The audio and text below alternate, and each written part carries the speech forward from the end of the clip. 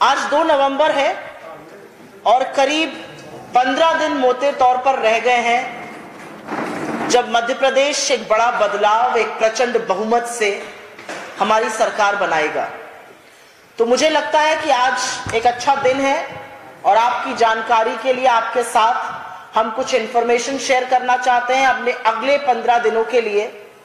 और कांग्रेस का जो महाजनसंपर्क अभियान है और जो 125 का प्लस का लक्ष्य महान है, उसके बारे में चर्चा करना चाहते हैं, क्योंकि हमें ऐसा लगता है कि अब करेंगे 150 पार और आ रही है कांग्रेस सरकार।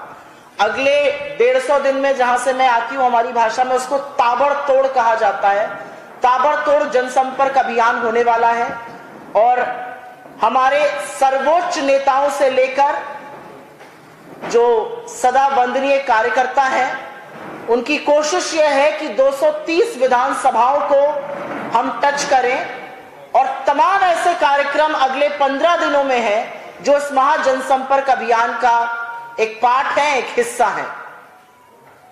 इसमें से करीब 17 ऐसी रैली हैं जो कांग्रेस अध्यक्ष श्री मल्लिकार्जुन खड़गे जी, हमारे नेता श्री राहुल गांधी जी, हमारी नेत्री श्रीमती प्रियंका गांधी जी अक्रॉस मध्य प्रदेश के हर छोर में पहुंचकर एड्रेस करेंगी। करीब 17 ऐसी रैली है अगले 15 दिनों में। करीब 70 ऐसी रैली हैं जो कमलनाथ जी एड्रेस करेंगे। करीब 60 ऐसी रैली हैं जो दिग्विजय सिंह जी एड्रेस करेंगे। करीब 30 ऐसी रैली हैं जो हमारे महासचिव प्रभारी मध्य प्रदेश श्री रणदीप सिंह सुरजेवाला जी एड्रेस करेंगे। मुझे ऐसा लगता है कि पिछले कुछ दिनों में हमने शिवराज सरकार के 18 सालों का पर्दाफाश किया है, उनकी नाकामियों को उजागर किया है, जनता के लिए जवाब मांगा है। लेकिन ये सब करते हुए हमने अपनी प्रतिबद्धता, अपने वचन पत्र, अपना जो मध्य प्रदेश की हमारी योजना, हमारा प्लान है, उससे हम जरा सा भी इतर उतर नहीं हुए हैं। हम आंख में जिस तरह से मछली की आंख अर्जुन को दिखाई देती थी, हमारा लक्ष्य है मध्य प्रदेश की खुशहाली, हम उस पर पूरी तरह से केंद्रित हैं। और मुझे लगता है कि इस महा जनसंपर्क अभियान और जो 150 प्लस का लक्ष्य महान है, उसमें हम दोनों चीजों को बैलेंस करके चल रहे हैं। एक तरफ 18 साल की नाकामी और जवाबदेही तय कर रहे हैं और दूसरी तरफ उतनी ही प्रतिबद्धता से अपने वचन पत्र, अपने वादे, अपना जो मध्य प्रदेश के लिए संकल्प है, चाहे वो किसान हो, वो मजदूर हो, वो युवा हो, वो महिलाएं हो, वो शोषित वंचित आदिवासी दलित व्यक्ति हो, पिछड़ा वर्ग हो, विद्यार्थी हो, कामकाज कारोबारी हो, उन सबको लेकर जो हमारी प्रतिबद्धता, हमारा वचन पत्र है, उस पर हम बड़े तरीके से काम कर रहे हैं और उस संदेश को लेकर जनता के बीच में जा रहे हैं। ये चुनाव, मुझे ऐसा लगता है, मैंने बहुत सारे कांग्रेस के चुनाव देखे हैं, कई राज्यों में देखे हैं। मुझे ऐसा लगता है कि इस तरह का फ्रंट फुट पर आकर चुनाव लड़ना बहुत कम कांग्रेस ने किया है, जब हम सत्ता की आंख में आंख डालकर उनकी जवाबदेही तय कर रहे हैं और अपना वचन पत्र, अपनी प्रतिबद्धता दिखा रहे हैं। तो मैं सिलसिलेवार तरीके से आपको सर्वोच्च नेतृत्व, शीर्ष नेतृत्व के कार्यक्रम से अवगत करा देती हूं।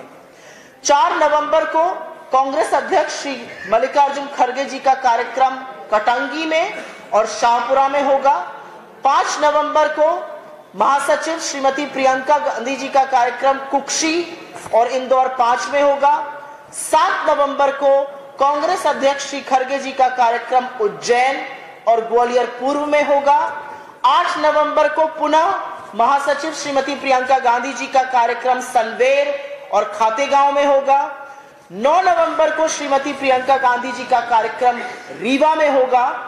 9 नवंबर को हमारे नेता पूर्व कांग्रेस अध्यक्ष श्री राहुल गांधी जी का कार्यक्रम नई सराय अशोकनगर, चंदेरी, जबलपुर ईस्ट में होगा और जबलपुर वेस्ट में वो पदयात्रा करेंगे। 10 नवंबर को हमारे पूर्व अध्यक्ष और नेता राहुल जी सतना में कार्यक्रम करेंगे। 11 और 12 को छोटी और बड़ी दीपावली है, आप सबको अग्रिम शुभकामनाएं। उन दोनों दिन हम रैली नहीं कर रहे हैं। 13 नवंबर को राहुल जी पुनः तिमरनी में और फिर उदयपुरा में रैली संबोधित करेंगे और शाम को वो इकबाल नगर भोपाल में पदयात्रा करेंगे। 14 नवंबर को राहुल जी विदिशा में कार्यक्रम करेंगे और राजनगर खजुराहो में एक रैली को संबोधित करेंगे। 15 नवंबर को पुनः प्रियंका जी दतिया में कार्यक्रम करेंगी। 15 नवंबर को हमारे अध्यक्ष श्री खड़गे जी आमला बितूल में कार्यक्रम करेंगे। और जैसा कि मैंने आपको बताया, इसके अतिरिक्त करीब 70 रैली आज से लेकर अगले 15 दिन में श्री कमलनाथ जी एड्रेस करेंगे। करीब 60 रैली श्री दिग्विजय सिंह जी एड्रेस करेंगे। करीब 30 रैली श्री रणदीप सिंह सुरजेवाला जी एड्रेस करेंगे। इसके अतिरिक्त क्योंकि हमारा जो महाप्लान है, जो महासंपर्क अभियान है, वो 230 विधानसभाओं को टच करने का है। इसके अतिरिक्त मध्य प्रदेश के हमारे वरिष्ठ कांग्रेस नेता, जिसमें श्री अरुण यादव जी हैं, श्री सुरेश पचौरी जी हैं, श्री जीतू पटवारी जी हैं, श्री कमलेश्वर पटेल जी हैं, श्री अजय सिंह राहुल जी हैं, श्री कांतिलाल भूरिया जी हैं, श्री उमंग सिंगार जी हैं, श्री ओंकार मार्कम जी हैं, श्रीमती विजय लक्ष्मी साधो जी हैं, श्री सज्जन वर्मा जी हैं। ये सब उन 230 विधानसभाओं को टच करेंगे जिनका की निर्णय 3 दिसंबर को आएगा, लेकिन मत 17 नवंबर को पड़ जाएगा। मुझे ऐसा लगता है कि ये निर्णायक चुनाव है। ये देश की ही, मध्य प्रदेश की नहीं, देश की राजनीति की दशा और दिशा तय करेगा। और इसीलिए हमारा महासंपर्क जो अभियान है, वो फुल थ्रॉटल, जिसको इंग्लिश में बोलते हैं, फ्रंट फुट फुल थ्रॉटल, प्रचंड कह लीजिए, ताबड़तोड़ कह लीजिए, वो अब से होने वाला है। और हम 230 विधानसभाओं को इसमें टच करेंगे और हम पूरी तरह से आश्वस्त हैं कि 150 के पार हमारा अंक होगा और हम प्रचंड बहुमत से सरकार बनाएंगे। आपके सुओ मोटो सवालों का पहले मैं स्वागत करती हूँ। सोनिया जी का आपने नहीं बताया, सोनिया गांधी जी का इसमें क्या मतलब रोल प्रचार रहेगा? मुझे ऐसा लगता है कि श्रीमती सोनिया गांधी जी बहुत ज्यादा प्रचार करने बाहर नहीं जा रही हैं। उनके वीडियो मैसेजेस जो हम तमाम तरीकों से, तमाम प्लेटफॉर्मों पर वो आने वाले दिनों में आएंगे, वो चलाएंगे। लेकिन मुझे ऐसा लगता है कि अगले 15 दिनों में हमारे 3 शीर्षस्थ नेताओं की 17 बड़ी रैली, 70 रैली पीसीसी अध्यक्ष श्री कमलनाथ जी की, 60 रैली दिग्विजय सिंह जी की, 30 रैली सुरजेवाला जी की, और उसके अतिरिक्त तमाम ऐसे हमारे स्टार प्रचारक जो लगातार आते रहेंगे, किन्हीं का तो मैंने नाम का भी जिक्र नहीं किया है। मुझे लगता है ये बड़ी कैंपेन है और बहुत कुछ इससे तय होगा देश की राजनीति में। तो हम पूरी शिद्दत से और प्रतिबद्धता से ये चुनाव लड़ रहे हैं। जी, आपने कहा कि कमलनाथ जी, राहुल गांधी, प्रियंका गांधी सब ताबड़तोड़ रैलियां करेंगे। कमलनाथ जी की बहुत सारी रैलियां करवाई। अभी थोड़ी देर पहले बीजेपी के एमएलए रामेश्वर शर्मा जी ने बयान दिया कि वो अपने अंतिम पड़ाव पर है और कांग्रेस लगातार उन्हें बीजेपी उन्हें लगातार बुजुर्ग नेता बताती है। तो ये जो बीजेपी के आरोप है, ऐसे में कैसे आप लोग इतनी समाया और ये सब मैनेज करेंगे? मुझे आपका प्रश्न नहीं समझ में आया। मैंने आपको अपना प्रोग्राम बताया। मैंने बताया कि अगले 15 दिनों में हम क्या करने वाले हैं। एक महा जनसंपर्क अभियान लॉन्च कर रहे हैं और 150 प्लस हमारा लक्ष्य है।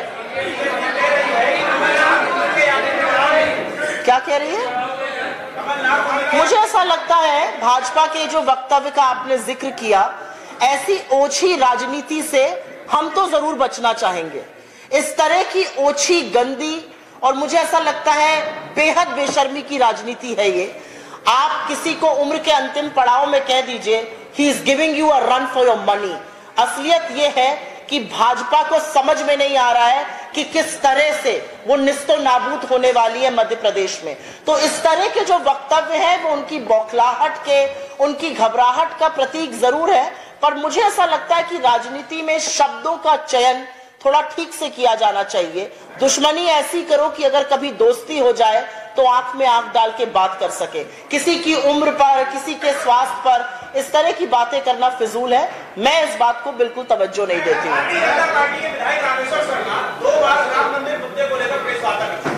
आज उन्होंने प्रेस वार्ता की राम मंदिर के मुद्दे को लेकर कांग्रेस पार्टी को किस तरह से देखती है? क्या भारतीय जनता पार्टी फिर से राम मंदिर के मुद्दे को लेकर चुनाव में जाएगी 2023? भारतीय जनता पार्टी कितनी मुद्दा विहीन है वो इस बात का परिचायक है। मुझे ऐसा लगता है कि एमपी में 18 साल का जब आप जवाब मांग रहे हैं, जब आप हिसाब मांग रहे हैं, जब आप पूछना चाहते हैं कि मामा जी और सबने मिलकर किस तरह से एमपी को लूटा, तो आप इधर की उधर की बातें कर रहे हैं। अरे आप बताइए, आपने किसानों के लिए क्या किया, युवाओं के लिए क्या किया? घोटाले पर घोटाला करने वाले ये बताएं कि एमपी को लूट कर जा रहे हैं, ये बताएं कि रोजगार क्यों नहीं बनाए, ये बताएं कि लड़कियां क्यों असुरक्षित हैं, ये बताएं कि 1500 रुपए का मुआवजा आप एक ऐसी बच्ची को देते हैं जिसके तन पर कपड़ा डालने वाला कोई नहीं था। आपको लगता है कि ऐसी प्रेस वार्ता कर कर वो नैरेटिव बिल्ड कर लेंगे? मुझे लगता है श्री राम का नाम लेकर मर्यादा की और न्याय की बात करनी चाहिए, ओछी राजनीति नहीं करनी चाहिए।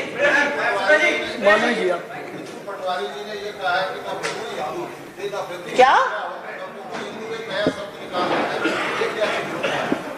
नहीं, मुझे नहीं लगता कि मैं किसी के टिप्पणी पर टिप्पणी करना चाहूंगी। मुझे लगता है ये कोई होड़ हिंदुओं में नहीं है, ये होड़ है कुशासन और सुशासन में।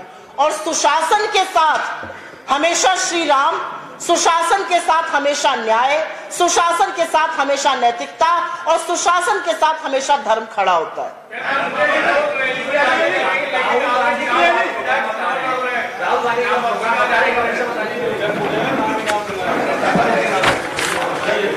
आपको मैं भेज रहा हूं। इसको हम आपके साथ साझा भी कर ले रहे हैं, लेकिन पत्रकार बंधु ने राहुल गांधी जी का प्रोग्राम दोबारा से पूछा तो उसको मैं रिपीट किए दे रही हूं। 9 नवंबर को श्री गांधी नई सराय, अशोकनगर, चंदेरी, जबलपुर ईस्ट में रैली करेंगे और जबलपुर वेस्ट में पदयात्रा करेंगे। 10 नवंबर को वो सतना में रैली करेंगे। 13 नवंबर को वो टिमरनी और उदयपुरा में रैली करेंगे और इकबाल नगर में पदयात्रा करेंगे। 14 नवंबर को वो विदिशा और राजनगर, खजुराहो में रैली करेंगे। आई होप आपने लिख लिया। मैडम ये बताइए कि अभी तक आज तक कितने निर्दलीय के जो मैदान में है, कितनों को मनाया, कितने अभी भी है? आपको ऐसा नहीं लगता कि निर्दलीय भी हमारा बहुत ज्यादा नुकसान कर? पर मैं भाजपा के निर्दलियों को मनाने क्यों जाऊंगी? भाजपा उनकी बी टीम, उनके निर्दलीय सब चुनाव हार रहे हैं। बैठिए। क्या चीज? क्या बात? हिंदू एक करके आप लोग डिसाइड कर लीजिए कौन पूछेगा। मैं सब सवालों का जवाब दूंगी। वो आपके बंधु सवाल पूछ रहे हैं, उनका जवाब दूं या आपके पास आऊं, या आप डिसाइड करिए।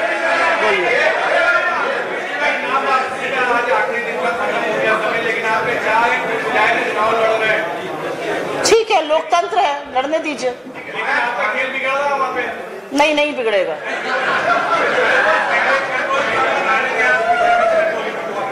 डैमेज कंट्रोल करना ही नहीं पड़ रहा है मेरे बंधु, मेरे दोस्त। प्रचंड बहुमत से सरकार बन रही है। जाइए, सर्वे कीजिए। ये चुनाव हम अकेले नहीं लड़ रहे हैं, ये चुनाव मध्य प्रदेश की जनता बनाम जंगल राज है 18 साल का। तो आप लोग, आपकी जो चिंता है वो सिर आंखों पर, कोई फर्क नहीं पड़ने वाला है।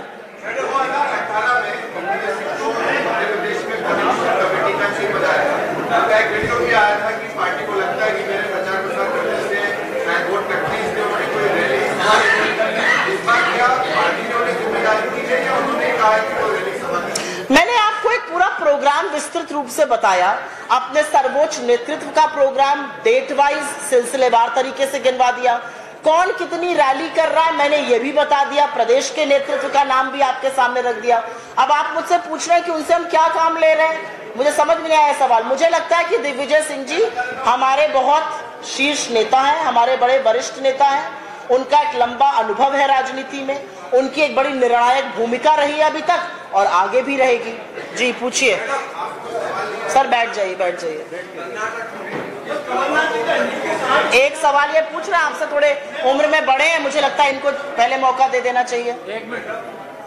कर्नाटक में जिस ताबड़तोड़ तरीके से राहुल गांधी जी ने कहना है वो मध्य प्रदेश में नहीं देखा।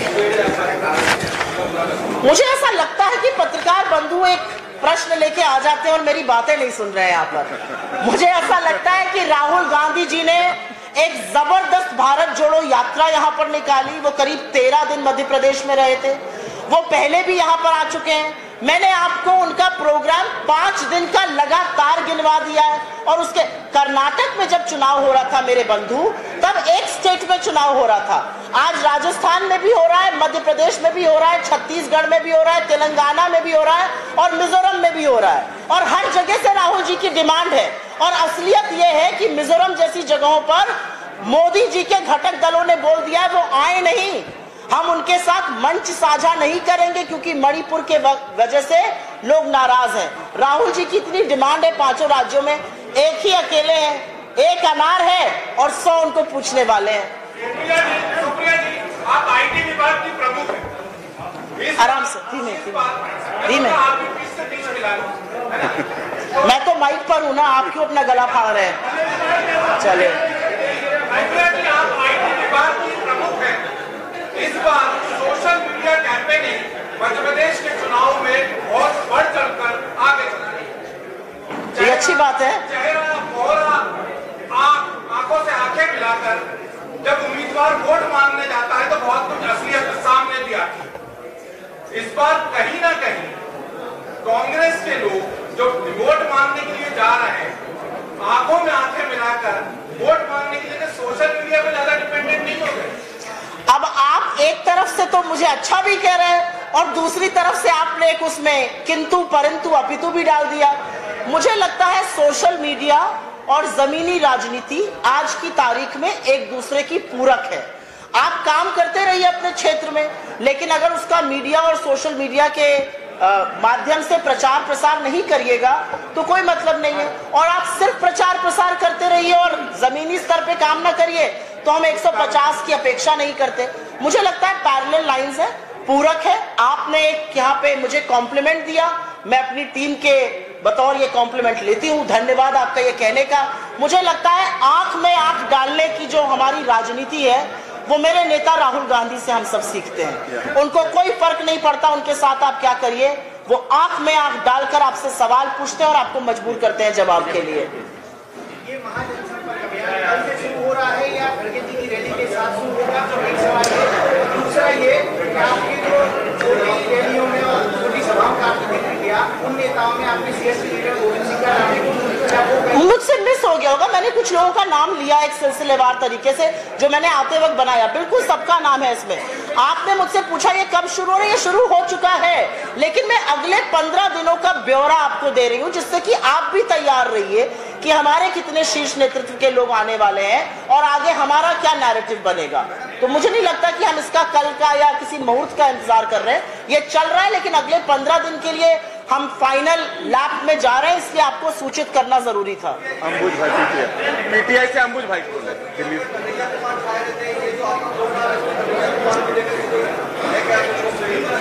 क्या है, हमारे नेता हैं, बिल्कुल आएंगे मध्य प्रदेश में कई जगह आएंगे। आपने पूछ लिया है पीछे, आपने पूछ लिया है। एक क्वेश्चन सचिन भाई आप बोलिए, सचिन जी आप बोलिए। इसके बाद आऊंगी, आपने पूछ लिया। हाँ,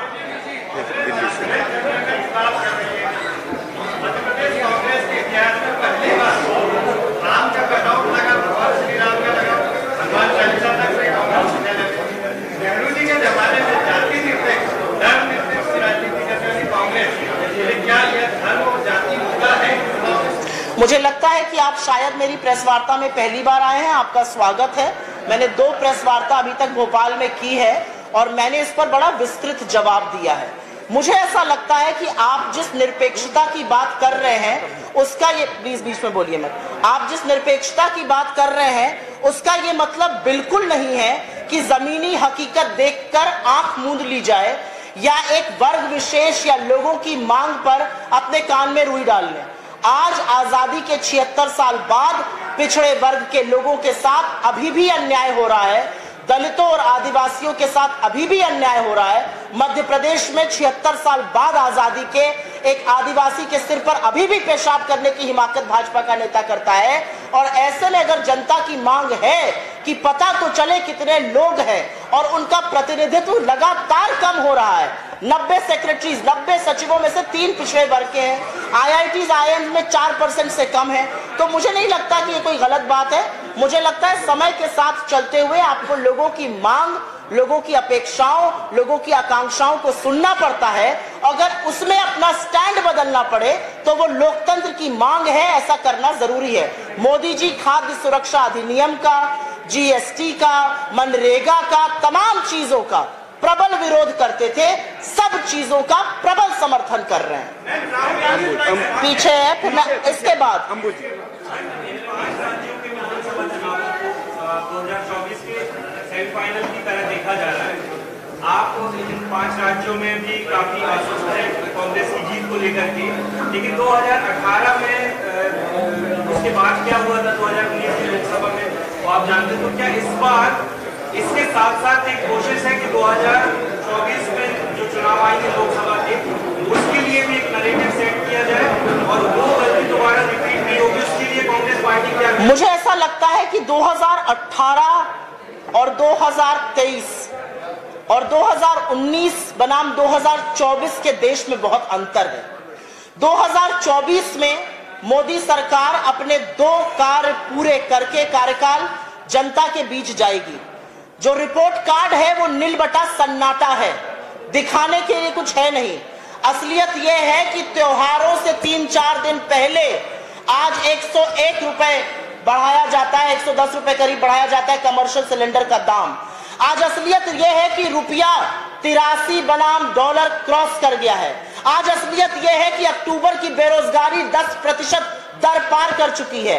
आज असलियत यह है कि हमारे 8 जाबाज कतर में उनको मौत की सजा सुना दी गई और मोदी सरकार अभी भी हाथ पर हाथ धरे बैठी हुई है, ये छद्म राष्ट्रवाद की बात करने वाले लोग। तो मुझे लगता है 2019 और 2024 की स्थिति में बहुत अंतर है। मुझे ऐसा लगता है राहुल गांधी जी की भारत जोड़ो यात्रा या जो लगातार उन्होंने जनसंपर्क किया है, उससे माहौल बहुत बदला है। मुझे ऐसा लगता है लोगों को कांग्रेस में, लोगों को विपक्ष में, लोगों को इंडिया में एक बेहतर कल नजर आता है। तो मुझे लगता है राजनीतिक अपरिपक्वता भारतीय जनता पार्टी करना चाहती है, ये सोचकर कि 2018 और 19 के लोकसभा विधानसभा को कंपेयर करें 23 और 24 से, ऐसी वो राजनीतिक अपरिपक्वता वो और करते रहे। मेरी ईश्वर से यही प्रार्थना है। राहुल गांधी जो सभा में आए, इकबाल मैदान पर जाकर सभा करेंगे, तो इकबाल मैदान पर सभा क्यों करेंगे? यहाँ पर जमहूरी मैदान है, क्या कांग्रेस पार्टी मुस्लिम वोटरों को साधने के लिए वहां सभा करेंगे राहुल गांधी? बैठ जाओ भैया। हाँ,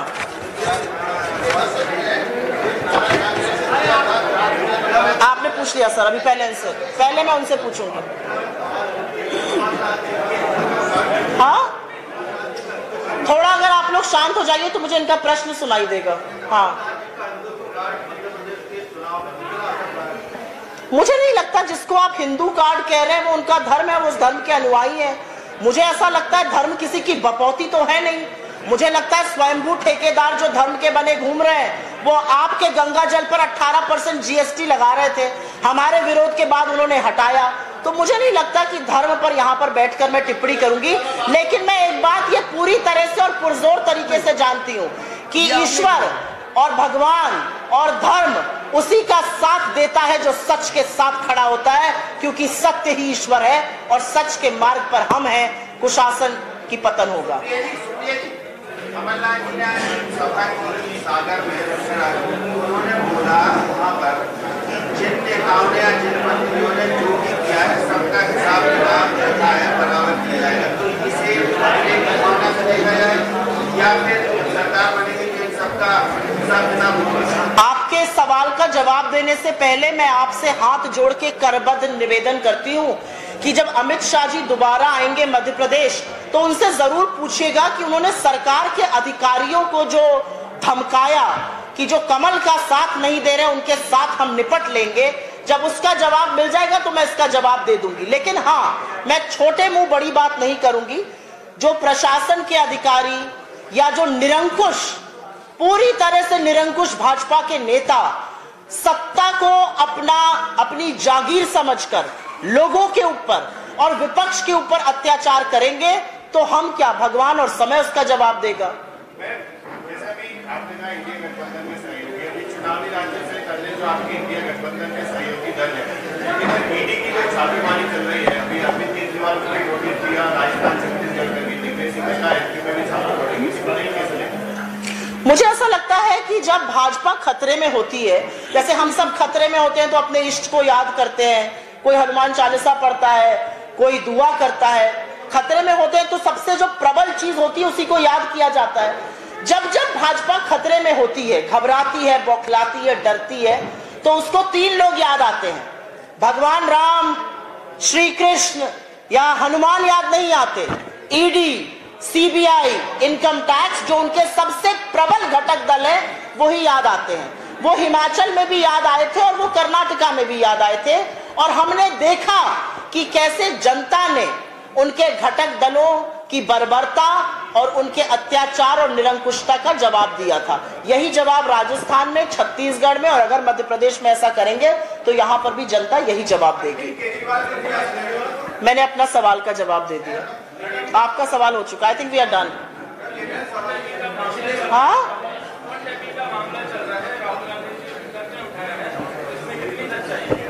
आप क्या पूछना चाहते हैं?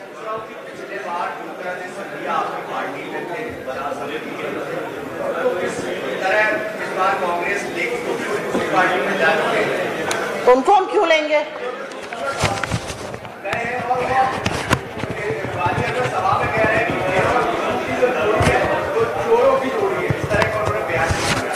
क्या बोला है?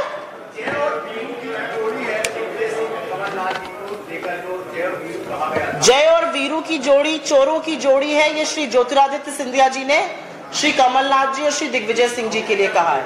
अच्छा, कल शाम को ही शायद नरेंद्र सिंह तोमर जी ने अपने और शिवराज जी के लिए भी ये कहा है, तो वो क्या शिवराज जी को और नरेंद्र सिंह तोमर जी को डाकू सरेआम और चोर सरेआम बोल रहे हैं? ये तो दिक्कत की बात है, भाजपा से पूछिए इस बात को। आपने मुझसे सवाल पूछा, आप पूछ चुके हैं, प्लीज बैठ जाइए। आप सवाल पूछ चुके हैं, प्लीज बैठ जाइए। आपने मुझसे फोन टैपिंग पर सवाल पूछा, मैं उसका जवाब देना चाहती हूँ। मुझे ऐसा लगता है कि मेरे नेता ने प्रेस वार्ता करी, प्लीज थोड़ा शांत हो जाइए। मुझे लगता है मेरे नेता ने प्रेस वार्ता की और उन्होंने 2 टूक तरीके से कहा, आप फोन टैपिंग कर लीजिए, आप जासूसी करिए, आप कुछ भी करिए, लेकिन राजा की जान जिस तोते में है उसकी गर्दन हमारे हाथ में आ चुकी है, और तोता भी तड़प रहा है और राजा भी बौखला रहा है।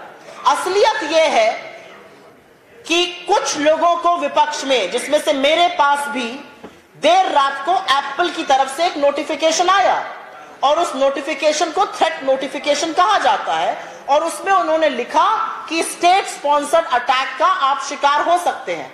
मैंने रात को शायद 12:09 पे आया था, मैंने देखा, मैंने कहा चलो पता करते हैं, 2-4 लोगों को भेजा, ज्यादा कुछ बात नहीं हुई। सुबह जब मैं सो के उठी तो तमाम लोगों के पास आया हुआ था, तमाम चर्चा चल रही थी। ठीक है भाई, रिस्पॉन्सिबल, एक जिम्मेदार नागरिक, विपक्ष भूल जाइए, एक जिम्मेदार नागरिक होने के नाते मेरी अपेक्षा अपनी सरकार से थी कि अगर एक ऐसा थ्रेट नोटिफिकेशन आया है जिसके बारे में एप्पल ने यह बोला है, तो सरकार उसकी तफ्तीश करेगी। अगले 10 घंटे सरकार से सुई टपक सन्नाटा, एक शब्द नहीं। कुछ चरण चुंबक मीडिया एप्पल का वो स्टेटमेंट जो अगस्त 2023 से उनकी वेबसाइट पर लगा है उसको ब्रेकिंग न्यूज करके चलाता है। थोड़ी देर बाद हम देखते हैं सरकार के मंत्री प्रेस कॉन्फ्रेंस करते हैं, वो भी वही स्टेटमेंट लहरा रहे हैं। वही स्टेटमेंट तो अगस्त 2023 का था, इसके बाद तो आया नहीं था। वो स्टेटमेंट साफ तौर से कहता है कि ऐसा हो सकता है, जब ऐसा होता है तो हम सूचित करते हैं। कभी कभी ये फॉल्स नेगेटिव भी हो सकता है, लेकिन कभी कभी फॉल्स नेगेटिव होने का मतलब है कि वो कभी कभी फॉल्स पॉजिटिव भी हो सकता है। और असलियत ये है कि इस सरकार की जासूसी की लत बड़ी पुरानी है। पेगासस के मामले में सुप्रीम कोर्ट ने कहा सरकार ने प्रोब कमेटी का कोऑपरेशन नहीं किया। 29 में से 5 फोनों पर मालवेयर पाया गया। सरकार ने आज की तारीख तक पुरजोर तरीके से इस बात का डिनायल नहीं किया है कि वो स्पाईवेयर यूज नहीं करती है, ना पेगासस पर ना इस बार। हम ये पूछना चाहते हैं कि क्या सरकार डंके की चोट पर सीना ठोक कर यह कह सकती है कि उन्होंने स्पाईवेयर नहीं खरीदा है, उन्होंने जासूसी नहीं करी है। और आप लोगों का दिमाग नहीं ठनकता कि यह मैसेज सिर्फ और सिर्फ देश के विपक्ष के पास ही क्यों आता है? किसी एक भाजपा नेता के पास आया हो तो हम जरूर जानना चाहेंगे। मुझे ऐसा लगता है बड़ी बड़ी रिपोर्ट्स के अनुसार सरकार जासूसी का तंत्र, स्पाईवेयर खरीदने के लिए टेंडर निकाल चुकी है, 133 करोड़ से लेकर 10,000 करोड़ तक का। अब सरकार को बताना है, सरकार कितनी भी जासूसी कर ले, क्या पता चलेगा आपको? आपको पता चलेगा कि कैसे हम फोन पर दिन रात लोगों की पीड़ा, उनका दर्द, उनका दुख समझते हैं, सुनते हैं और आपको घेरने का प्रयास करते हैं। आपको पता चलेगा कि आपने मुंह में दही और आंखों पर पट्टी बांध ली अडानी पर, लेकिन दुनिया के बाकी देश अडानी की जांच कर रहे हैं और आपके उस तोते की चर्चा हम करते हैं। असलियत यह है कि सरकार जब जब डरती है तो इसी तरह के हथकंडे अपनाती है। आपको इसमें थोड़ा सा भी संशय है? आप 3 सवाल तो नहीं पूछेंगे मेरी प्रेस कॉन्फ्रेंस में। हाँ, किस पे? 17 नवंबर को छठ का त्योहार जो है आ रहा है 17-18 तारीख को, मध्य प्रदेश की मतदाताएं बिहार में उसको लेकर आपको क्या लगता है कि 17 नवंबर की तरह? नहीं, मुझे नहीं लगता। जो चीज कोर्ट में है उस पर मैं क्यों टिप्पणी करूंगी। चलिए, धन्यवाद बहुत बहुत।